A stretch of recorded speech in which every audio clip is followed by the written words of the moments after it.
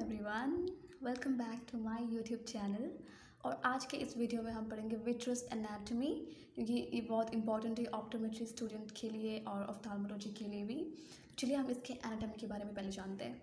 तो नॉर्मली इसको हम क्या बोलते हैं? विट्रस ह्यूमर, जो आपने 10th क्लास में पढ़ा होगा कि हमारा एक होता है एक्वस ह्यूमर और दूसरा होता है हमारा विट्रस ह्यूमर, राइट। और ये कैसा होता है? This is an inert transparent jelly like structure, ठीक है। ये भी हमने 10th में पढ़ा हुआ है ऑलरेडी, जो कि इनर्ट यानी इमोबाइल, ट्रांसपेरेंट यानी आपको पता है ये स्वच्छ होता है, फिर jelly like structure which फिल्स the posterior 80% of the eye ball, ठीक है। हमारा जो आई बॉल को अगर हम एज अ होल 100% मान लें तो उसका 80% जो पार्ट रहता है वो हमारा विट्रस रहता है, ठीक है।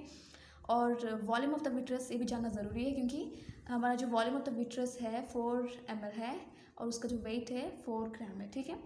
हमने एक्वस ह्यूमर का भी पढ़ा है, वॉल्यूम है ना, जो कि एंटेरियर चैम्बर में होता है 0.25 ml एंड पोस्टीरियर चैम्बर में होता है 0.05 ml, ठीक है। तो एंटेरियर चैम्बर में 0.25 एंड पोस्टीरियर चैम्बर में 0.05 ml। लेकिन इसका जो कंट्रीब्यूशन ज़्यादा होता है ना, देखो 80% ऑफ द आईबॉल है तो इसका कंट्रीब्यूशन ज़्यादा रहता है, तो डेफिनेटली इसका जो वॉल्यूम है वो भी ज़्यादा रहेगा, ठीक है।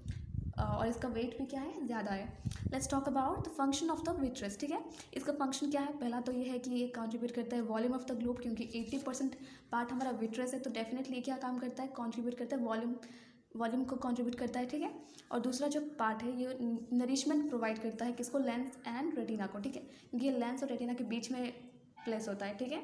आपका पिक्चर मैं यहाँ पे लगा दूँगी, डोंट यू वरी, ठीक है। और एम्ब्रियोलॉजी पढ़ेंगे तो ये कहाँ से डिराइव हुआ है?